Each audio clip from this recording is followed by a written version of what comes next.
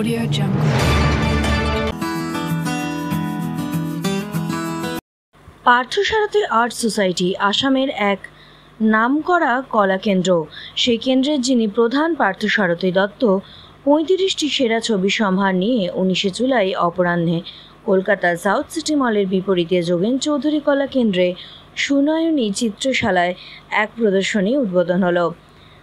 প্রদীপ প্রজ্বলন করে অনুষ্ঠানে উদ্বোধন করেন বাংলার এক কৃতি শিল্পী তাপস কোনার। অনুষ্ঠানে এসে পার্থবাবুকে শুভেচ্ছা জানিয়ে যান প্রবাদ প্রতিম শিল্পী যোগেন চৌধুরী। এছাড়াও উপস্থিত ছিলেন শিল্পী উদয় মারিক, শিল্পী বিজয় দত্ত, শিল্পী কিশলয় শীল, শিল্পী স্বপন সরকার ও পার্থবাবু স্ত্রী নিপা দাশগুপ্ত, পুত্র নীলাকাশ দত্ত প্রমুখ। প্রদর্শনীটি চলবে আগামী ২৬শে জুলাই অবধি।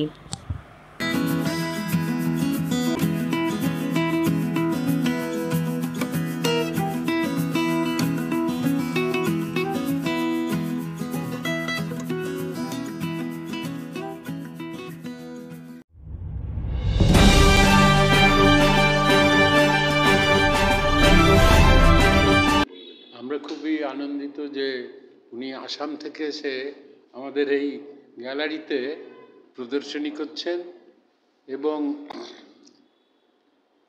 দেখছি কাজগুলো বেশ খুবই আন্তরিকভাবে করা, খুবই ভালো কাজ। কিছু কিছু ছোট কাজও আছে, আর তোমার কতগুলো কাজ প্রায় ৩০টার মতো হবে না? ৩৫টা দুটো স্কাল্পচার রয়েছে। বিক্রি হচ্ছে কিছু না, মানে আজকে শুরু হয়েছে তো, হ্যাঁ ঠিক।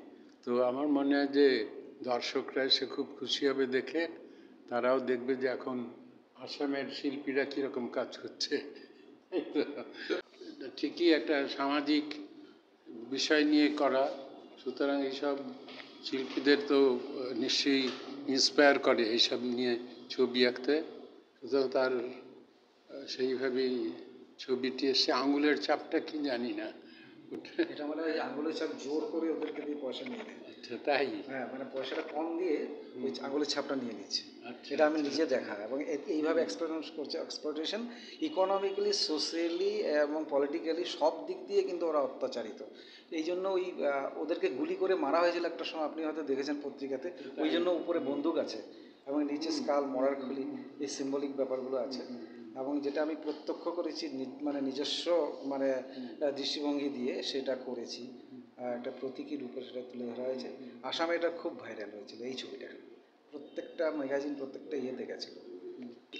আমি অবশ্যই এখানে করছেন তার জন্য শুভেচ্ছা জানাই, এবং আবার যদি মনে হয় আরও আসবেন, আরও এক্সিবিশন করবেন, আমরা সবসময় স্বাগত জানাবো। কেন আসবো, দেশে একটা আপনি লিখেছিলেন, সেই কাটিংটা এখনও আমি মাঝে মাঝে বের করে পড়ি। হ্যাঁ, এবং আপনার সেই কাজে যে ব্যঙ্গাত্মক দৃষ্টিভঙ্গিগুলো, যেভাবে ফর্মগুলোকে আপনি ভেঙে চুরে, মানে সত্যি আমি মানে অভিভূত হয়ে যায়। এমনও হয়েছে দিন, একটুকু এক্সাজারেশন করে বলছি না, একদিন রাত্রিবেলা ৩টার সময় সেই কথাগুলো ভাবতে ভাবতে ঘুম থেকে হঠাৎ করে উঠে পড়েছি। তখন উঠে আমি একটা ছবি এঁকেছি, এবং সেগুলো কিন্তু ভীষণভাবে আমি অনুযোগ করি আপনাদের দ্বারা। আজকে আপনাকে কাছে পেয়েছি, খুব ভালো লাগছে যে আপনি এসেছেন। আপনাকে অশেষ ধন্যবাদ এবং প্রণাম জানাচ্ছি যে ও যাতে আজীবন এই চর্চা শিল্পের মধ্যে থাকুক এবং উত্তরোত্তর তার ভিতর থেকে প্রশান্তি খুঁজে পাক এবং মানুষকে আরও বেশি আনন্দ দান করুক, যে আনন্দের মধ্যে দিয়ে মানুষ একক নয়, সামাজিকভাবে তার একটা সুস্থ অবস্থান তৈরি হতে পারে। আমি পার্থকে চাই যে সে তার নিরলস চেষ্টার মধ্যে থেকে শিল্পী হিসেবে তার আত্মপ্রসাদ এবং মানুষের সাথে যোগাযোগ গড়ে তুলতে সক্ষম হবে। খুব সুন্দর, ভালো প্রশ্ন করেছেন। আমার পেছনে যে ছবিটা আছে, এখানে দেখুন, এই যে যেটাকে বলে আঙুলের ছাপ, বুড়ো আঙুলের ছাপ, এটা কেন দেওয়া হয়েছে? এই দেখুন ছবিটা, নিচে দেখুন সাপ রয়েছে, মরার খুলি রয়েছে। এগুলো হচ্ছে এক্সপ্লয়টেশন, যে চা বাগানের যে বিভিন্ন ধরনের দুর্নীতি এবং যে মালিক পক্ষ বা শ্রমিকদের যারা শোষণ করে, কিভাবে শোষণ করে, তাদের অর্থনৈতিকভাবে, সামাজিকভাবে ভীষণভাবে অত্যাচার করে, সেইগুলো কিন্তু আমি দেখেছি খুব কাছ থেকে।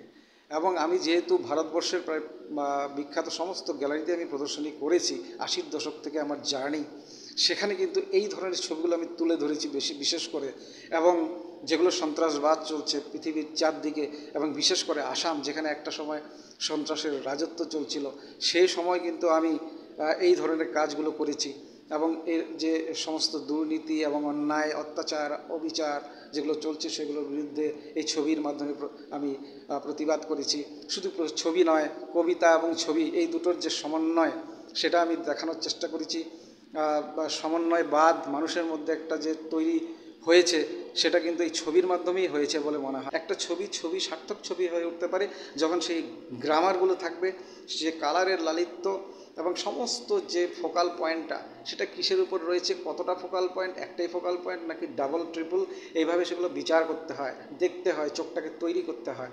তারপরে আছে বিষয় থেকে বিষয়ান্তরে চলে যাই আমরা। কিন্তু যখন আমি ছবি আঁকি, বিষয়কে ভেবে কখনো ছবি আঁকি না। আমার ছবি আঁকা শুরু হয়ে যায় এবং এইখানে দেখছেন যে বিষয়টা সেটা কিন্তু আঁকার পরে তৈরি হয়েছে, মোটেও আগে আর খুব বেশি যেগুলো আমরা আগের থেকে খসড়া করে করে করে করে যে একটা জায়গায় তৈরি হওয়ার, সেরকম কিন্তু আজকাল হচ্ছে না। আজকাল হয়তো মনের ভেতর থেকে রাত 2টোর সময় 3টের সময় হঠাৎ মনে হলো যে এই ছবিটা আঁকা এখন খুব দরকার, এরপরে যদি পরদিন যদি হয়ে যায় তখন হয়তো সেই জিনিসটা আসবে না। তো এরকমভাবে তৈরি হয়েছে ছবিটা। দেখুন চারদিকে চা বাগানের সেই উপরে যে আঙুলের ছাপ রয়েছে, সেই exploitation, economic exploitation, social exploitation, এবং বন্দুক রয়েছে উপর দিকে। দেখুন ওই উপর দিকে বন্দুককে গুলি করে মেরে ফেলা হয়েছিল প্রচুর শ্রমিকদেরকে, আপনারা হয়তো পত্রিকাতে পড়েছেন। তাই আমার ছবি প্রতিবাদের একটা ভাষাও এখানে রয়েছে। আমি বলবো যে পার্থদাকে প্রথমেই ধন্যবাদ জানাবো যে এরকমভাবে একটা এক্সিবিশন অত দূর থেকে যে তার অদম একটা উদ্যম বা চিন্তাভাবনা নিয়েছে, এটাকে প্রথমেই সাধুবাদ জানাবে। এবং পার্থদার আরেকটা ব্যাপার হচ্ছে যে পার্থদার কাজ দেখলে মনে হয় তার মধ্যে একটা নিজস্ব শৈলীটা ক্যারি করছে।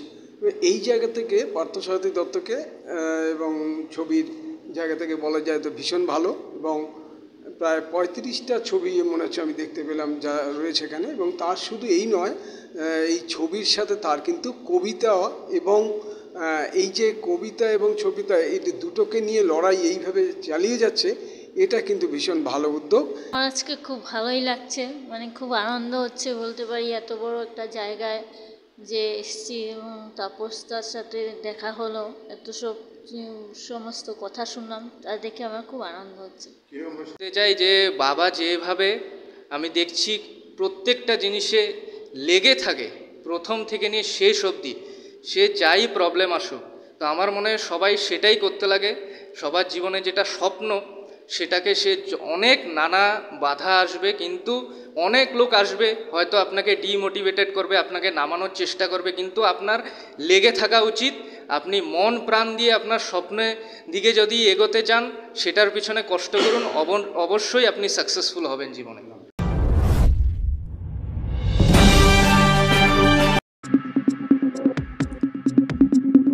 চোখ রাখুন বিশ্ববার্তা টিভিতেই, যার সততাই শেষ কথা।